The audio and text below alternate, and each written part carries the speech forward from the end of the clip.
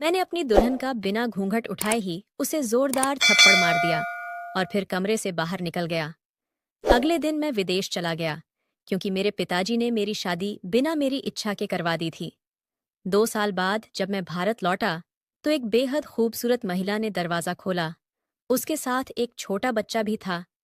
मैं हैरान होकर उसे देखने लगा। तभी पिताजी की बातें मेरे मन में गूंजने लगीं। उन्होंने बताया कि यह महिला मेरी पत्नी है और ये बच्चा। मैं बहुत समय बाद घर आया था। दरवाजे पर दस्तक दी तो उम्मीद थी कि पिताजी या माँ में से कोई दरवाजा खोलेगा, लेकिन सामने एक बेहद खूबसूरत लड़की थी। उसके साथ एक छोटा बच्चा भी था जो 2-2.5 साल का होगा और उसका दुपट्टा पकड़े खड़ा था। मैं उस लड़की को अच्छी तरह जानता था और यहीं से मेरी बर्बादी की शुरुआत हो चुकी थी, क्योंकि वह अब भी इसी घर में मौजूद थी। लेकिन यह बच्चा किसका था? मैं हैरानी में खड़ा रह गया। मेरा हाथ अभी तक हवा में ही था कि पिताजी ने मुझे दूर से देख लिया। मेरी हालत देखकर उन्होंने बताया कि यह लड़की कौन है और बच्चा किसका है। ये सुनते ही मेरे पैरों तले जमीन खिसक गई और मैं बेहोश हो गया। मेरा नाम समीर है। मेरे माता पिता मेरी जिंदगी के फैसले अक्सर अपनी मर्जी से किया करते थे। मेरी जिंदगी का सबसे अहम फैसला यानी शादी भी उनके बीच की खींचतान का हिस्सा बन गया। मेरी माँ हमेशा चाहती थी कि मेरी शादी उनकी सहेली की बेटी से हो, जो मेरी बचपन की दोस्त थी। वह कई बार हमारे घर आ चुकी थी। कभी कभी बातचीत भी हो जाती थी।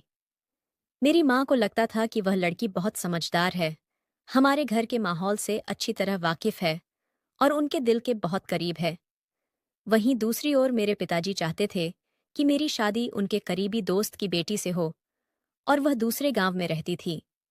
मैंने उसे कभी देखा भी नहीं था। उसका नाम मीरा था। यह नाम मुझे कभी पसंद नहीं आया। ना ही उससे कोई भावनात्मक लगाव हुआ और ना ही कभी ऐसा मौका आया कि मैं उससे बात कर सकूं या उसे जान सकूं। मेरे पिताजी की बात ही घर में आखिरी फैसला होती थी, इसलिए उनकी बात मानी गई और मीरा से मेरी सगाई तय कर दी गई। मेरे मन में यह बात घर कर गई थी। मैं विदेश जाने की तैयारी कर रहा था। मुझे लगता था कि एक गांव की लड़की मेरे सपनों का साथ नहीं दे सकेगी। मेरी सोच आधुनिक जीवन की थी। तरक्की, कामयाबी और सुविधाएं। इन सब में एक साधारण गांव की लड़की का होना मुझे एक खालीपन जैसा लगता था। मेरी माँ चुप हो गई, लेकिन उनके दिल में बहुत कुछ चल रहा था। एक दिन उन्होंने मुझे एक अलग कमरे में बुलाया।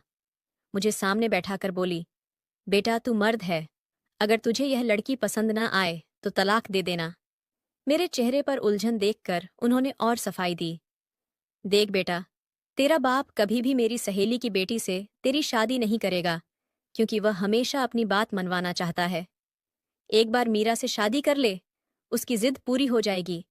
फिर तू उसे छोड़ देना और मैं तेरी शादी मेरी सहेली की बेटी से करवा दूंगी, जो तुझे पसंद भी है और तेरे दिल के करीब भी है। ये सुनकर मेरे दिमाग में जैसे बिजली सी कौंध गई, जैसे जोर का धमाका हो गया। माँ की चालाकी पर हैरानी भी हुई और राहत भी मिली, यह सोचकर कि शायद मेरे मन की बात पूरी हो जाएगी। तभी अंतरात्मा ने आवाज दी कि यह मीरा के साथ अन्याय होगा, क्योंकि उसकी कोई गलती नहीं थी। वह तो बस इस खेल की एक कठपुतली थी। लेकिन मेरी माँ ने एक और बात कह दी, जिससे सारी सहानुभूति खत्म हो गई। उन्होंने कहा, वह लड़की बहुत चरित्रहीन है। पूरे गांव के लड़के उसके पीछे पड़े रहते हैं। उसकी हरकतें गांव में सबको पता है। उसका आचरण बहुत खराब है। कोई भी भला लड़का उससे शादी नहीं करेगा। ये बात सुनकर मुझे बहुत गुस्सा आया। मैंने कहा, ठीक है, अगर ऐसा ही है तो फिर मैं वही करूंगा जो आप कह रही हैं। घर में शादी की तैयारियां तेजी से होने लगीं। हर तरफ खुशियों की बातें होने लगीं, मगर मैं अंदर से बेचैन था। मैंने मीरा को कभी नहीं देखा था, ना उसकी कोई तस्वीर देखी थी, ना ही कभी उससे कोई बात की थी, ना ही उसके बारे में कुछ जाना था। मेरे माता पिता ने कहा कि लड़की वाले शादी से एक दिन पहले शहर आएंगे और रस्म पूरी करके अगले दिन वापस चले जाएंगे। लड़की यहीं मेरे साथ रहेगी। मुझे इस व्यवहार पर भी आश्चर्य हुआ कि वे अपनी बेटी की शादी इतनी सादगी से क्यों करना चाहते हैं, जैसे यह सिर्फ एक औपचारिकता हो। मेरे दोस्त और रिश्तेदार तैयारियों में जुटे हुए थे। निमंत्रण बांटे जा रहे थे। घर के हर कोने में खुशियों की गूंज थी। लेकिन मेरा मन कहीं और लगा हुआ था। मैं बार बार अपनी बचपन की सहेली को याद करता, जिससे मेरी कभी कोई गहरी बातचीत नहीं हुई थी, लेकिन एक आत्मीयता जरूर थी। उसकी बातें, उसकी शरारतें मुझे बहुत याद आ रही थीं। मैंने कई बार चाहा कि अपने पिता से बात करूं, उन्हें समझाऊं कि मैं खुश नहीं हूं, लेकिन हिम्मत नहीं हुई, क्योंकि मुझे पता था कि वे अपने फैसले से पीछे नहीं हटेंगे। उनका निर्णय अंतिम होता है, उनकी आंखों में आदेश होता है, उनके लहजे में अधिकार होता है। वे चाहते थे कि उनका बेटा भी वैसा ही जीवन जिए जैसा उन्होंने जिया। अब शादी की तारीख नजदीक आ रही थी। घर में मेहमान आने लगे थे। मेरी माँ चुप थी, लेकिन भीतर ही भीतर बहुत खुश थी। उन्हें विश्वास था कि उनकी योजना सफल हो जाएगी, उनकी बात पूरी हो जाएगी। मुझे भी यही लग रहा था कि बस कुछ दिनों की बात है, शादी हो जाएगी, फिर तलाक हो जाएगा, और फिर मैं अपनी पसंद से शादी करूंगा। ये सब मेरे मन में चलता रहा। एक ओर मेरी अंतरात्मा की आवाज, दूसरी ओर माँ का प्यार, तीसरी ओर पिता का आदेश, चौथी ओर मेरी बचपन की दोस्त की याद, और पांचवी ओर मीरा का अनदेखा चेहरा। मेरी जिंदगी के ये दिन एक अजीब उधेड़बुन में गुजरने लगे। न रातों को नींद आती, न दिन में चैन मिलता। मैंने कई बार प्रार्थना की कि कोई ऐसा चमत्कार हो जाए कि यह शादी टल जाए या मीरा की तरफ से इनकार हो जाए, मगर ऐसा कुछ नहीं हुआ और शादी का दिन आ गया। मीरा के घर वाले गांव से आए थे। बहुत साधारण लोग थे। उनके चेहरों पर विनम्रता थी, उनके बोलचाल में नरमी थी। वे लोग किसी दिखावे या शान शौकत के कायल नहीं थे। उन्होंने रस्म निभाई और अगले दिन लौटने की तैयारी करने लगे। अब मीरा मेरे घर की बहू बन चुकी थी और वह मेरे कमरे में आ गई थी। मेरे दिल में एक अजीब सी भावना थी। मैंने धीरे से कमरे का दरवाजा बंद किया और मीरा की तरफ देखा। मैं कमरे में दाखिल हुआ। मीरा घूंघट निकाले बैठी थी। उसे देखते ही मेरे दिल में फिर से नफरत की लहर दौड़ गई। कपड़ों का रंग ऐसा लग रहा था जैसे किसी पुराने जमाने की ग्रामीण शादी हो रही हो। उसकी मेहंदी का रंग फीका था, जैसे जबरदस्ती लगाया गया हो। उसके पैरों पर गहरे लाल रंग की पलिश थी, जो मेहंदी के रंग से भी ज्यादा चुभ रही थी। ये सब देखकर मुझे बहुत परेशानी हुई। मुझे वही बातें याद आने लगीं जो मेरी माँ ने कही थी कि यह लड़की किसी भी तरह मेरे सपनों की कल्पना पर खरी नहीं उतरती। उसके बोलचाल में मासूमियत हो या चालाकी, ये बात मेरे लिए कोई मायने नहीं रखती थी। मेरे दिमाग में बस एक ही बात गूंज रही थी, तलाक देना है। मेरी माँ ने कहा था, कुछ दिन गुजरने दो, फिर मौका देखकर तलाक दे देना, ताकि बात ज्यादा न फैले।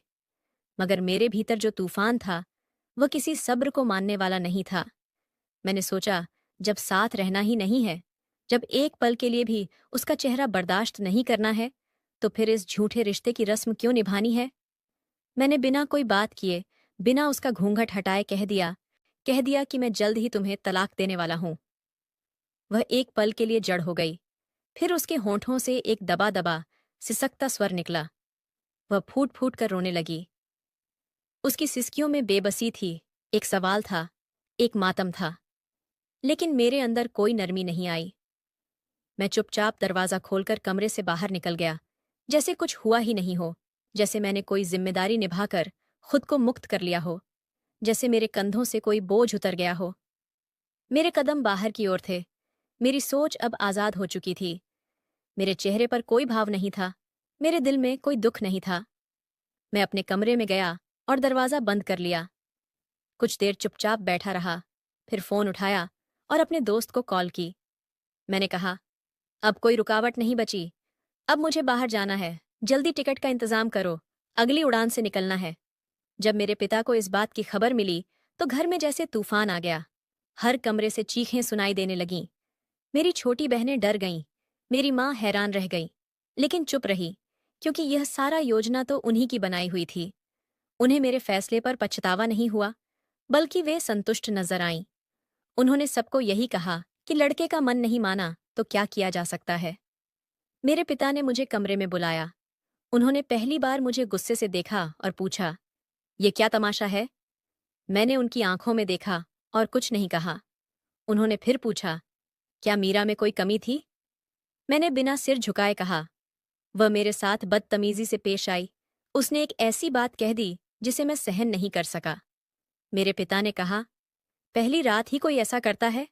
मैंने कहा, मैं मजबूरी में था, वह मुझे बर्दाश्त नहीं हुई। मैंने कहा, मैं इस शादी के लिए तैयार नहीं था, लेकिन मुझे मजबूर किया गया। सबको यह कहानी सुना दी गई कि मीरा ने मेरे साथ दुर्व्यवहार किया था। कुछ लोगों ने विश्वास किया, कुछ ने नहीं, लेकिन बात फैल गई। मीरा अपने गांव लौट गई। वह एक शांत स्वभाव की लड़की थी। उसने कुछ नहीं कहा, बस चुपचाप सब सह लिया। उसके साथ क्या हुआ, ये किसी ने नहीं पूछा और ना ही सोचा। 2 दिन बाद मैंने अपना सामान बांधा। माँ ने मुझे गले लगाया और कहा, अब तुम चैन से काम करना। 2 साल बाद हम तुम्हारी शादी तुम्हारी सहेली के साथ करवा देंगे। उन्हें भी अब एक ऐसे लड़के से रिश्ता चाहिए जो विदेश में कमाता हो। मैंने माँ को देखा और हल्की मुस्कान दी। मैंने कहा, अब मैं किसी से शादी नहीं करूंगा। मुझे किसी से प्रेम नहीं है। मुझे केवल खुद से प्रेम है। मुझे अपनी आज़ादी चाहिए। वह लड़की मुझे सुंदर लगी, इसमें कोई शक नहीं, लेकिन वह सिर्फ एक चेहरा थी, एक छवि जो कुछ पल अच्छी लगी फिर भुला दी गई। मैंने कहा, अब मैं वहीं शादी करूंगा जहां मेरा मन करेगा, अपनी इच्छा से, अपनी पसंद से। अब कोई जोर जबरदस्ती नहीं होगी, न कोई सलाह लूंगा और न ही किसी से समझौता करूंगा। मेरी माँ के सपने भी वहीं टूट गए। मेरे पिता की जिद भी खत्म हो गई और मैं वह सब कुछ पीछे छोड़कर विदेश चला गया। विदेश जाने से पहले मैंने अपनी पत्नी को तलाक के पेपर भेज के उसे तलाक दे दिया। मैंने सोचा कि अब मेरी जिंदगी, मेरे फैसले, मेरी इच्छाएं किसी और के नियंत्रण में नहीं होंगी। मुझे रिश्तों की बेड़ियां नहीं चाहिए थीं। मुझे समाज की परंपराएं नहीं निभानी थीं। मुझे सिर्फ आगे बढ़ना था, सिर्फ सफल होना था। मीरा के साथ जो रिश्ता था, वो खत्म हो गया। एक पल था जो बीत गया। एक नाम था जो अब मेरे मन से मिट चुका था। अब मुझे न मीरा से कोई सहानुभूति थी, न मेरी सहेली से कोई उम्मीद, न पिता के फैसलों से कोई जुड़ाव। मुझे अब सिर्फ अपने सपनों से मतलब था, सिर्फ अपने रास्ते से वास्ता था। यहाँ विदेश में एक नई जिंदगी शुरू करने के सपने लेकर मैंने सब कुछ पीछे छोड़ दिया। अपना देश, अपने माता पिता, अपनी पुरानी जिंदगी को अलविदा कह दिया। दिल में एक ही इरादा था, खुद को साबित करूंगा, सफल होकर दिखाऊंगा। दिल में एक खालीपन था, एक अकेलापन था, जो समय के साथ और गहरा होता गया। फिर एक दिन मैंने एक लड़की को देखा।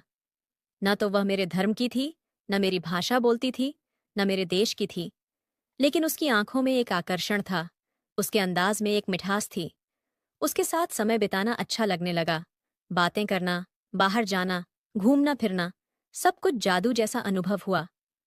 दिल ने चाहा कि उसे अपनी जिंदगी का हिस्सा बनाऊं। दिल ने कहा कि एक बार फिर किस्मत आजमाई जाए, इसीलिए हमने कोर्ट मैरिज कर ली। कागजी औपचारिकताएं पूरी होते ही हम साथ रहने लगे। शुरुआत में सब कुछ नया था, सब अच्छा लग रहा था। उसका अंदाज, उसकी मुस्कान, उसकी बातें, सब कुछ दिल को भा रहा था। लेकिन जैसे जैसे समय बीतता गया, हकीकत सामने आने लगी। समझ में आया कि यह लड़की वैसी नहीं थी जैसी मैं चाहता था। उसका जीवन का नजरिया मेरी सोच से बिल्कुल अलग था। मैं एक पारंपरिक पति था। मैं चाहता था कि जब मैं घर आऊं तो खाना तैयार हो, मेरे कपड़े साफ सुथरे हों, घर साफ हो और मेरी पत्नी का चेहरा खुशबू से महक रहा हो। लेकिन यहाँ सब कुछ उल्टा था। मैं थका हारा घर आता तो वह कहती, चलो खाना मिलकर बनाते हैं। कभी कभी कहती, आज तुम ही खाना बना लो, मैं बहुत थक गई हूं। मेरे लिए ये सब नया और अजीब था। ये व्यवहार मुझे पसंद नहीं था। मैंने ये सोचकर विदेश का रुख किया था कि यहाँ मुझे आज़ादी मिलेगी, सुकून मिलेगा। लेकिन एहसास हुआ कि मैं एक ऐसे रिश्ते में बंध गया हूं जहां प्यार कम और समझौते ज्यादा हैं। वह हर बात में खुद को मर्द जैसा जताने की कोशिश करती थी। वो खुद निर्णय लेने वाली थी, अपने मन की चलाने वाली थी। उसे किसी की बात सुनने की आदत नहीं थी। मैं चाहता था कि मेरी बात मानी जाए, लेकिन वह चाहती थी कि मैं उसकी बात मानूं। वह एक स्वतंत्र सोच वाली स्त्री थी और मैं परंपरा पसंद पुरुष था। मैंने घर बसाया था शांति के लिए, लेकिन अब यह घर एक रणभूमि बन चुका था। मैं अपनी पत्नी से पत्नी जैसा व्यवहार चाहता था, लेकिन वह स्वयं को पत्नी कहलाने में खुशी महसूस नहीं करती थी। वह कहती थी कि दोनों समान हैं, दोनों काम करें, दोनों जिम्मेदारियां बांटें। मैंने कभी ऐसा सोचा ही नहीं था, न मेरे घर में कभी ऐसा हुआ था, न मेरे वातावरण ने मुझे यह सिखाया था। मैं उलझने लगा, मैं थकने लगा, मैं बदलने लगा, वह मुझे अब बोझ लगने लगी। उसके हर वाक्य में चुभन महसूस होने लगी। मैं उससे नफरत करने लगा। वह मेरी हर बात को टाल देती। मेरे सपने एक एक करके बिखरने लगे। मेरी इच्छाएं दम तोड़ने लगीं। मेरी पहचान एक खोल में बंद होती गई। मैं अपने माता पिता से भी बात नहीं कर सकता था। वे पहले ही मुझसे नाराज थे। मेरी माँ को मीरा के साथ किया गया व्यवहार याद था। मेरे पिता को भी मेरी पसंद पर पीड़ा हुई थी। मैं कभी कभी फोन करता था, लेकिन ज्यादा बात नहीं हो पाती थी। माँ चुप रहती, पिता ठंडे लहजे में बात करते। वे पैसे तो नहीं मांगते थे, लेकिन मैं भेजता रहता था।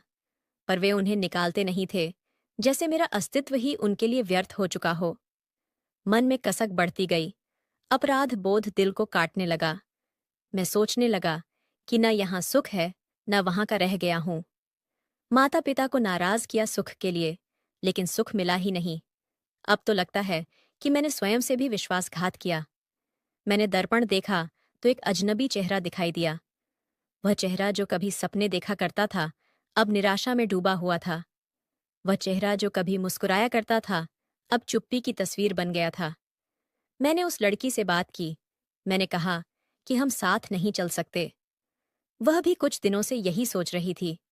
वह भी प्रसन्न नहीं थी, लेकिन अलग होना आसान नहीं था, क्योंकि कानूनी रूप से हम बंधे हुए थे। दिल से हम टूट चुके थे। इस संबंध से बाहर निकलने के लिए मुझे कई कानूनी प्रक्रियाओं से गुजरना पड़ा। मुझे उसे कुछ धनराशि भी देनी पड़ी, कुछ चीजें छोड़नी पड़ी। लेकिन मेरे पास धन की कमी नहीं थी। मैंने सब कुछ दे दिया, बस जान बचानी थी। वो एक बुरा सपना बनकर मेरी जिंदगी में आई और चुपचाप चली गई। उसके जाने के बाद मैंने गहरी सांस ली, जैसे कोई बोझ उतर गया हो। लेकिन दिल ने फिर वही सवाल किया, अब कहाँ जाऊं? परदेश में अकेले रहना मुश्किल था। मैंने सोचा, वापस लौट जाना चाहिए। शायद वहीं सुकून मिले, शायद वहीं से एक नई शुरुआत हो। मैंने निर्णय कर लिया कि हिंदुस्तान वापस जाऊंगा और एक नई जिंदगी शुरू करूंगा। शायद अपने के पर माता पिता से क्षमा मांगूंगा। शायद एक साधारण सीधी सादी जिंदगी बिताऊंगा, जहां पत्नी पत्नी हो, पति पति हो, जहां स्त्री स्त्री हो, पुरुष पुरुष हो, जहां रीति रिवाजों और रिश्तों की कद्र हो, जहां एक दूसरे को निभाने की भावना हो। मैंने अपना सामान बांधा। वीजा समाप्त होने का समय भी निकट था। मैंने सोचा कि अब इस देश में रहने का कोई लाभ नहीं रहा। अब मन किसी चीज में नहीं लगता था। अब विदेश वास्तव में पराया लगने लगा था। अब अकेलापन और ज्यादा महसूस होता था। अब हर चेहरा अजनबी लगता, हर आवाज पराई लगती, हर दिल बोझ सा लगता। मैंने टिकट ली। आखिरी बार शहर की उन गलियों को देखा जो कभी मेरे लिए एक नई दुनिया का रास्ता थीं। अब वही रास्ते बेरंग, नीरस और असरहीन लग रहे थे। मैंने अपना अतीत पीछे छोड़ दिया और वतन लौटने की राह ली। ये सोचकर दिल को थोड़ा सुकून दिया कि वतन लौटकर सब ठीक हो जाएगा। माता पिता की नाराजगी भी खत्म हो जाएगी। माँ तो माँ होती है, कुछ आंसू देखकर पिघल जाएगी। पिता समय के साथ नरम पड़ जाएंगे। दिल में यह भी उम्मीद थी कि शायद मेरी गलतियों को भुला दिया गया हो, शायद मुझे गले से लगा लिया जाएगा। लेकिन जब हवाई अड्डे पर कोई लेने नहीं आया, तो दिल में जैसे एक ठंडी हवा उतर गई। जैसे अब भी दिलों में ठंडक जमी हुई है, जैसे मेरी वापसी की कोई प्रतीक्षा नहीं कर रहा था। घर के रास्ते में बचपन के वे पल याद आने लगे, जब माँ दरवाजे पर खड़ी होती थी, जब पिताजी दरवाजा खोलते थे, जब भाई बहन खुशी से गले लगते थे। लेकिन अब दरवाजे के बाहर मैं अकेला खड़ा था। दस्तक दी तो जो दृश्य सामने आया, उसने मेरी सोच को झकझोर दिया। दरवाजा खोलने वाली लड़की को देखकर पल भर को सांस थम गई। दिल धड़कना भूल गया। मन में सवालों की बौछार होने लगी। ये कौन है? ये यहाँ क्या कर रही है? इतनी सुंदर, गरिमामयी और आत्मविश्वासी, जैसे किसी फिल्मी दृश्य से निकली हो। वो मुझे देख रही थी, जैसे पहचानने की कोशिश कर रही हो। उसके चेहरे पर आश्चर्य और उलझन के मिले-जुले भाव थे, जैसे वह भी मुझे देखकर चौंक गई हो। तभी एक छोटा बच्चा उसके पास आया और उसका दुपट्टा पकड़कर खड़ा हो गया। वो बच्चा बेहद सुंदर, मासूम, चमकती आंखों वाला, गुलाबी गालों वाला, नन्हे हाथ पांव वाला, जैसे कोई गुड़िया हो। फिर वो बच्चा रोने लगा, तो वो लड़की झुककर उसे गोद में उठाया और बेहद कोमल आवाज में अंग्रेजी में कहा, तुम क्यों रो रहे हो मेरी जान? फिर उसे लेकर एक ओर चली गई और मैं वहीं स्तब्ध खड़ा रह गया। मन में सवालों की गूंज तेज हो गई। यह लड़की कौन है? ये बच्चा किसका है? यहाँ क्या हो रहा है? तभी पिताजी नजर आए। उनके चेहरे पर गंभीरता थी, लेकिन आंखों में थकावट और समय की गर्द जमी हुई थी। उन्होंने मुझे देखा और कहा, बेटा यह मीरा है। मैं वहीं खड़ा का खड़ा रह गया। मेरे होंठ सूख गए, मेरी सोच रुक गई, दिल जैसे एक धड़कन छोड़ गया। मन ने जैसे इस बात को मानने से इनकार कर दिया। क्या यह वही मीरा थी जिसे मैंने देखे बिना तलाक दे दी थी, जिसे मैंने बिना स्वीकार किए ठुकरा दिया था, जो मेरे लिए सिर्फ एक रस्म थी, एक जिम्मेदारी थी जिसे निभाने का कोई इरादा नहीं था? लेकिन सामने खड़ी लड़की किसी और ही दुनिया की लग रही थी। जैसे समय ने उसे संवार दिया हो, जैसे किस्मत ने उसे निखार दिया हो, जैसे प्रकृति ने उसे मेरे फैसले को झूठा साबित करने के लिए बनाया हो। लेकिन इन सबसे भी बड़ा झटका वह बच्चा था जो उसके साथ था, जो उससे चिपका हुआ था, जो मेरी ओर भी देख रहा था। मेरे कदम जैसे जमीन में धंस गए, आवाज मुश्किल से निकली। मैंने पिताजी से पूछा, यह बच्चा किसका है? उन्होंने चुपचाप कहा, यह तुम्हारा अपना बेटा है। यह सुनकर मेरे कदम लड़खड़ा गए। मैंने कहा, पिताजी, आपको कोई गलत फहमी हुई है। ऐसा कुछ भी नहीं हुआ। मैंने तो मीरा का चेहरा तक नहीं देखा था। मैंने तो सिर्फ इसलिए तलाक दी थी कि मैंने तय किया था कि मैं अपनी पसंद से शादी करूंगा। मैंने तो उससे कभी बात भी नहीं की, दिल से तो उसे अपनाया ही नहीं था। फिर यह बच्चा कैसे हो सकता है? पिताजी ने मेरी ओर देखा और कहा, पहले अंदर आओ, मैं तुमसे कुछ बात करना चाहता हूं। मैं चुपचाप अंदर आ गया। दरवाजे बंद हो गए, मेरे कदम भारी हो गए थे, सांसें तेज थीं, दिल में उलझनों का तूफान था। माँ सामने आई। चेहरे पर बरसों की जुदाई की छाया थी, लेकिन आंखों में माँ का अपनापन था। उन्होंने मुझे गले लगा लिया, मेरा माथा चूमा और कहा, सब कुछ तू छोड़ गया था ना, पर मैंने तेरा इंतजार कभी नहीं छोड़ा। माँ ने मुझे माफ कर दिया, गले से लगाया। उनकी आंखें नम हो गईं। मुझे वह सुकून मिला जिसकी तलाश में मैं विदेश गया था, पर जो वहां कभी मिला ही नहीं। हाथ मुंह धोया, खाने की खुशबू महसूस की, भोजन की चौकी पर बैठा और माँ के हाथ का बना खाना खाया। दिल में एक अजीब सा सुकून उतर आया, लेकिन मन में सवालों की गूंज थी। पिताजी ने कहा, अब मैं तुझे असली बात बताता हूं, जो तू नहीं जानता, जिससे तू हमेशा अनजान रहा, जिसे जानना अब तेरे लिए बहुत जरूरी है। मैं चुपचाप बैठ गया, निगाहें उनकी ओर थीं और दिल तेज धड़क रहा था। अब पता नहीं क्या सुनने को मिलेगा, क्या राज खुलेगा जिसने मेरी दुनिया बदल दी थी। पिताजी ने गहरी सांस लेते हुए मेरी ओर देखा। मीरा को देखकर शायद उन्हें वह अपनी बेटी जैसी लगी थी, और वह नज़र जो मैंने उस पर डाली थी, वह मेरे पिता से छुपी नहीं रह सकी थी। उन्होंने अपनी निगाहें झुका लीं, जैसे मेरे दिल में किसी ने खंजर घोंप दिया हो। मीरा रसोई से पानी का जग लेकर निकली तो रक्षित उसके पीछे पीछे आ गया। वह जग रखकर अंदर चली गई। मैंने रक्षित को गोद में उठाने की कोशिश की तो वह रोने लगा। रक्षित की चीख सुनकर मीरा बाहर आई और मेरे हाथों से उसे लेकर चुप कराने लगी। मेरा मन हुआ कि समय का चक्र रोक दूं, यह दृश्य स्थिर कर दूं। मेरी आंखों के सामने वही स्त्री थी जिसे मैंने ठुकरा दिया था, जिसे मैंने उसकी सूरत देखे बिना ही तलाक दे दिया था। मेरे भीतर एक टीस उठी, अंतर्मन ने मुझे धिक्कारना शुरू कर दिया। पिताजी की आवाज ने उस पल की खामोशी तोड़ी और वे बोले, यह बच्चा हमारा है, इस घर की रौनक है। मीरा जैसी लड़की को तूने खो दिया। अब देख, वह न केवल पढ़ाई में सबसे आगे रही, बल्कि चरित्र में भी बेदाग है। मेरे दोस्त ने जब दिल थाम कर तुझसे अपनी बेटी की शादी की थी, तो उन्हें गर्व था कि उनकी बेटी अब शहर जाएगी, तरक्की करेगी, अपने पति के साथ दुनिया देखेगी।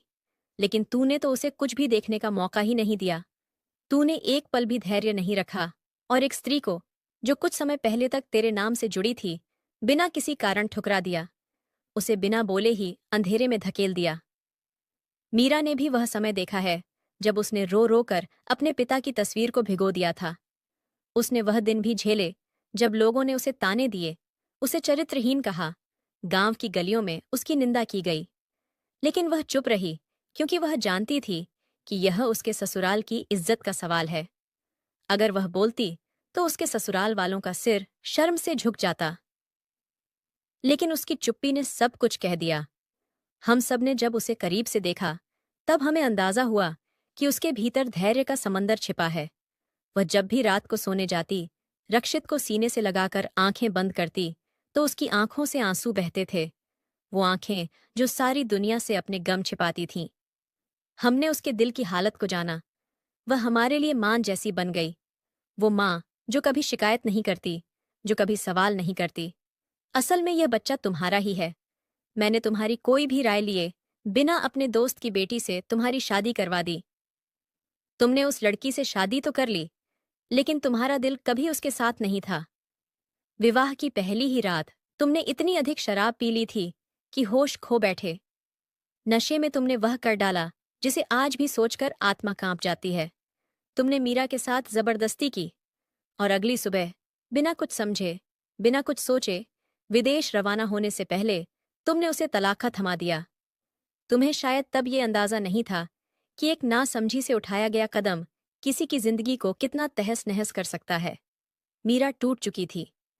वह अपने पिता के घर लौटी और जब उसने उन्हें सारी सच्चाई बताई तो उसके पिता, मेरे बचपन के दोस्त, इस सदमे को सह नहीं सके। उनकी मौत हो गई।